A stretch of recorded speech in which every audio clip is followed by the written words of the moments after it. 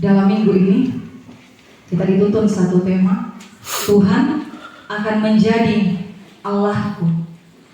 Manasa puangmo tu kapenumbangku. Manasa puangmo tu kapenumbangku. Jemaat kekasih Tuhan, benarkah atau sudahkah sampai saat ini Tuhan menjadi Allah kita dalam hidup ini? Benarkah bahwa hanya satu-satunya Tuhan yang kita sembah dalam hidup ini? Ataukah masih ada hal-hal lain yang kita percaya selain Tuhan? Kita akan belajar dalam satu bahan utama dalam Kejadian 28 ayat 10 sampai 22. Tapi sebelum itu, mari kita bersama-sama dalam satu keyakinan bahwa hanya Tuhan yang akan mendengar kita, bahwa Tuhan yang akan menghampiri kita, bahkan Tuhanlah yang akan menghibur kita dalam hidup ini. Dari 4 firman yang sudah kita baca, dari Mazmur, Kejadian, Roma, bahkan Injil Matius, mengingatkan bagi kita selaku orang percaya bahwa hanya Tuhan yang menjadi Allah kita. Mari kita menyanyi satu lagu Kidung Jemaat 26. Mampirlah, dengar doaku, Yesus penebus, dengan meyakini bahwa hanya Dialah yang akan mendengar kita, hanya Dialah yang akan menjadi kekuatan dalam hidup kita. Mari kita bersama menyanyi, mampirlah, dengar doaku. Mampirlah, dengar doaku, Yesus penebus, orang lain kau hampiri,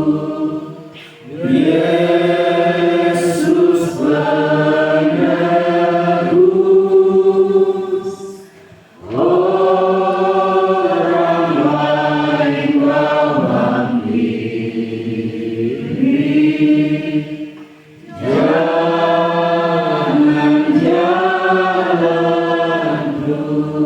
terus,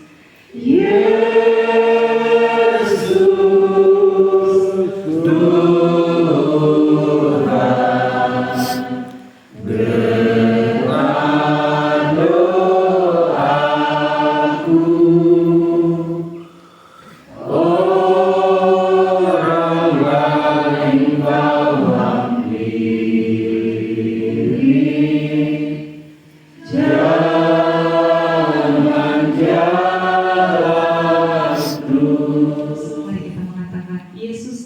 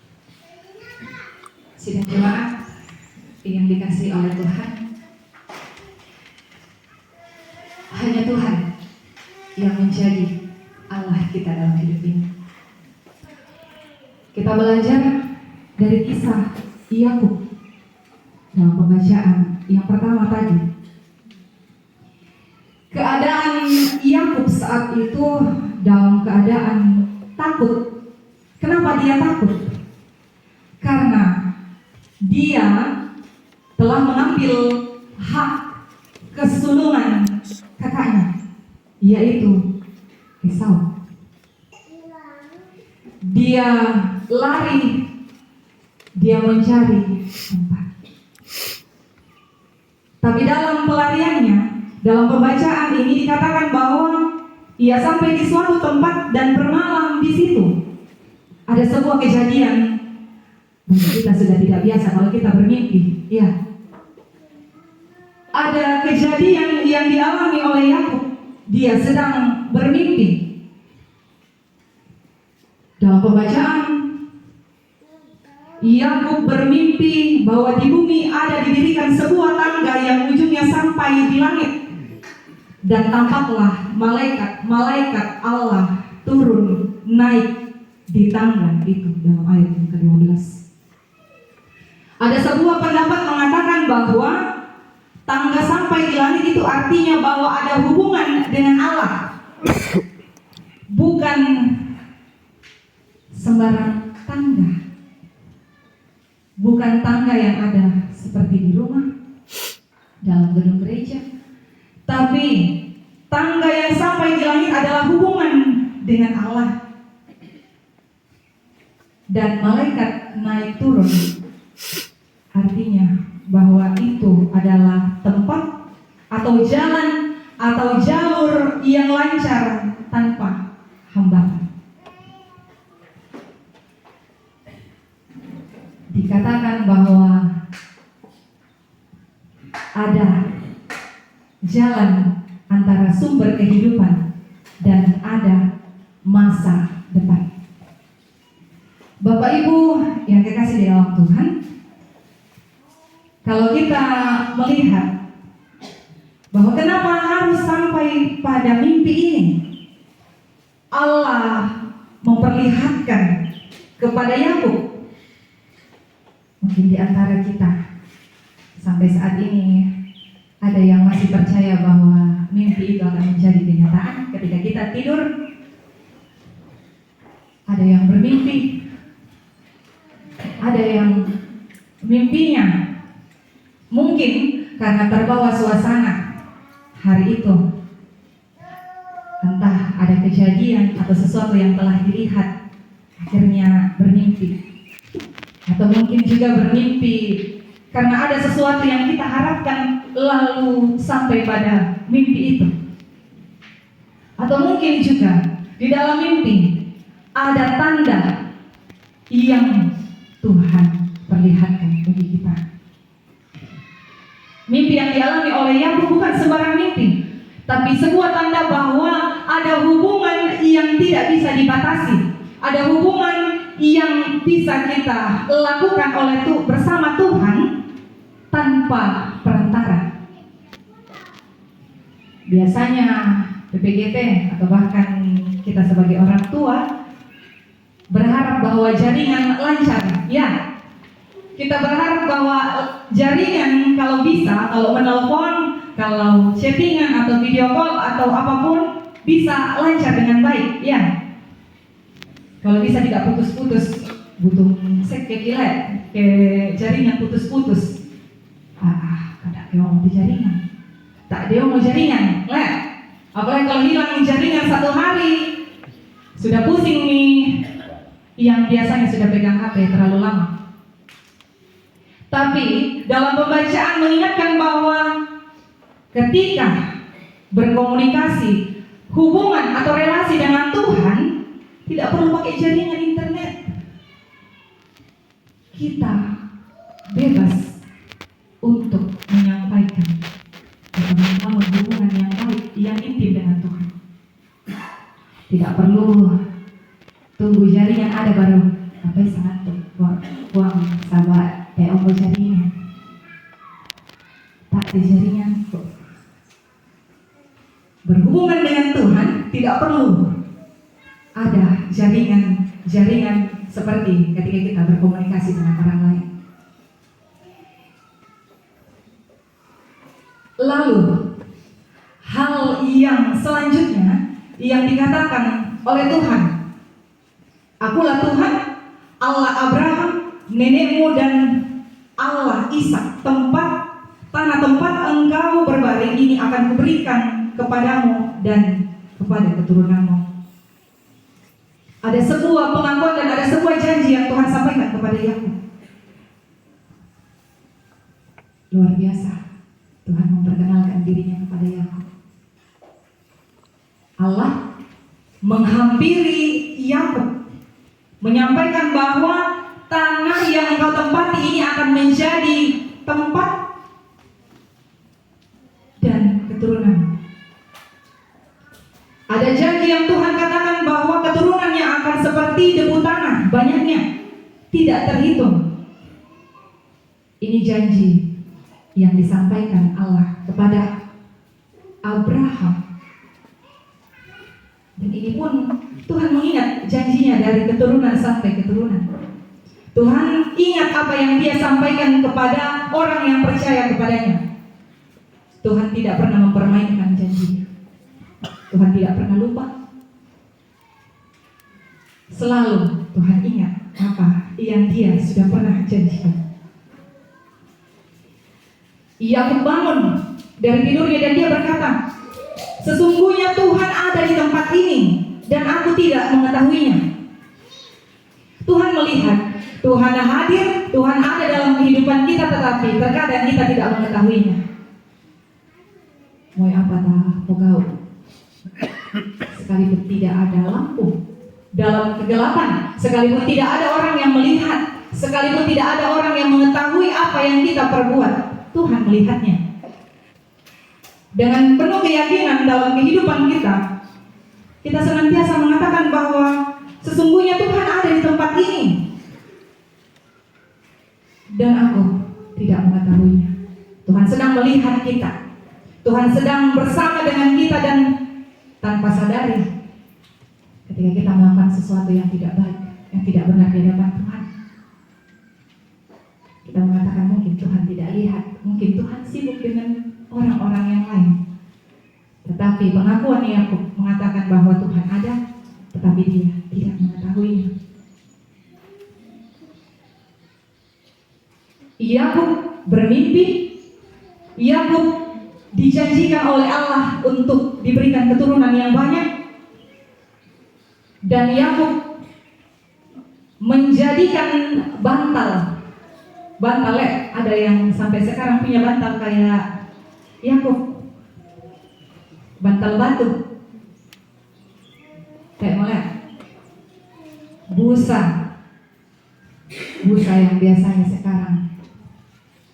Bantal yang dipakai oleh Yakub dipakai untuk menjadi tanda tempat bahwa dikatakan bahwa disinilah Tuhan.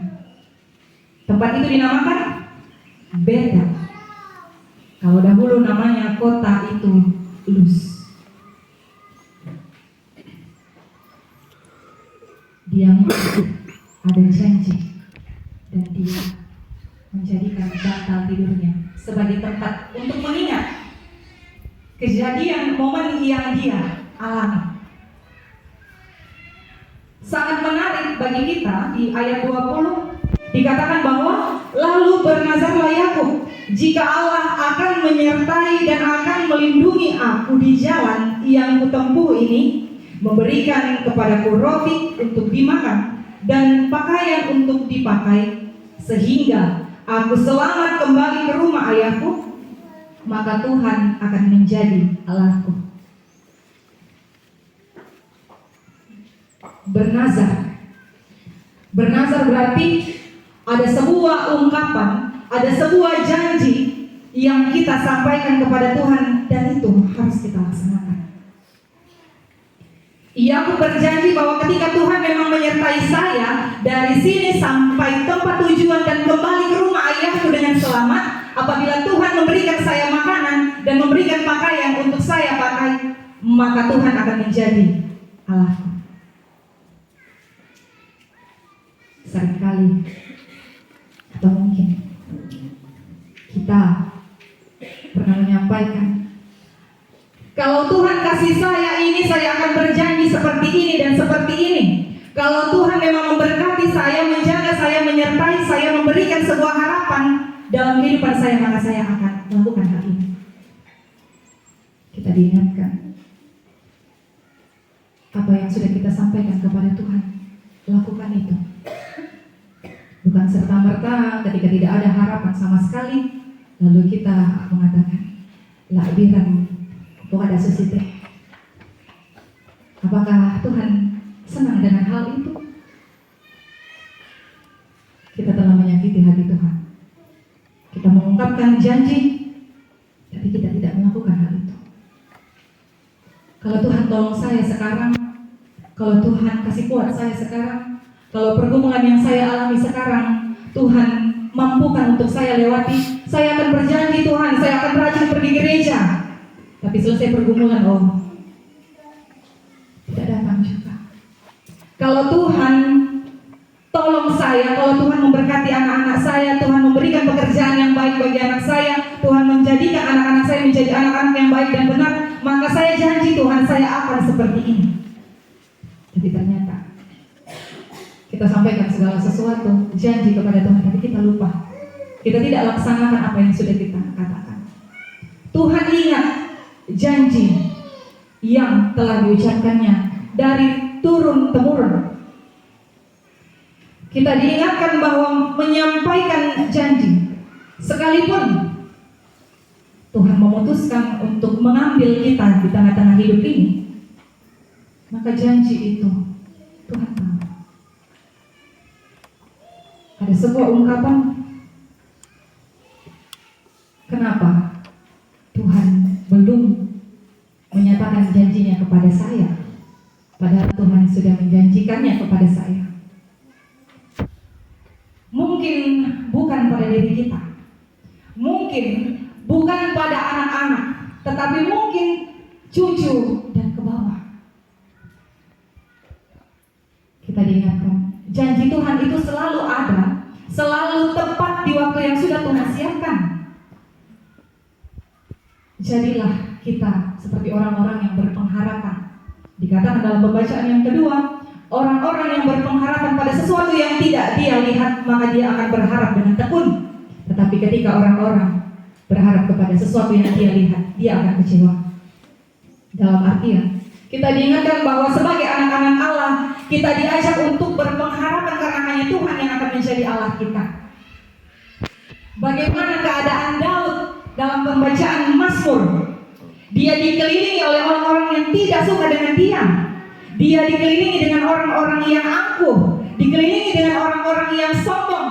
Tapi dia percaya bahwa Tuhan yang akan menolongnya. Apakah itu hanya sebuah pengharapan yang tidak pasti? Kita membaca dan kita melihat dalam pembacaan kita bahwa Allah menyatakan penyertaannya dan Allah memberkati Daud. Lalu dalam perumpamaan,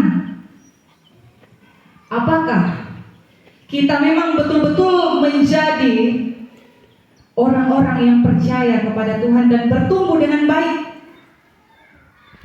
Sekalipun kita tumbuh bersama dengan hal-hal yang tidak baik, seperti lalang. Kita hidup di antara tantangan, kita hidup di antara godaan.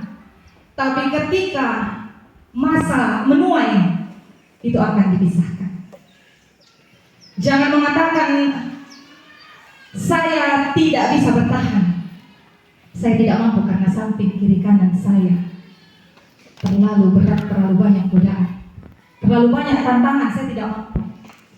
Ada janji yang Tuhan sediakan bahwa ketika menuai, gandum dan lalang itu berbeda.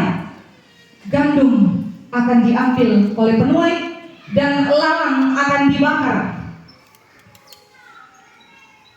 Di akhir zaman ada sebuah penghakiman. Tuhan akan menjadi hakim yang adil bagi kita. Teruslah bertahan sekalipun berat. Teruslah bertahan sekalipun hidup ini banyak tantangannya. Sekalipun tidak ada yang menolong, sekalipun tidak ada yang melihat, sekalipun tidak ada harapan bagi kita sebagai manusia, tapi ada harapan di dalam Tuhan.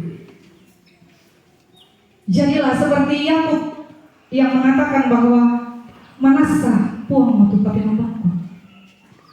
Yakub meyakini bahwa memang Tuhanlah, hanya Tuhanlah yang menjadi Allahnya. Bagi kita semua, dengan penuh keyakinan kita pun mengatakan bahwa hanya Tuhanlah satu-satunya yang menjadi Allah. Tidak ada Allah lain dalam hidup saya. Apapun tidak akan menyelamatkan. Hanya Yesus yang mampu menyelamatkan kita dari kuasa maut. Di dalam Yesus ada jalan, ada hidup, ada kebenaran. Dan marilah sidang jemaat yang dikasihi oleh Tuhan, kita jalani kehidupan ini dengan penuh keyakinan, dengan penuh harapan, seperti lagu yang kita nyanyikan. Tuhan mendengar doa kita, Tuhan mendengar seruan kita, karena hanya Dia Allah dalam kehidupan kita. Roh Kudus yang menolong kita untuk melakukan firman Tuhan.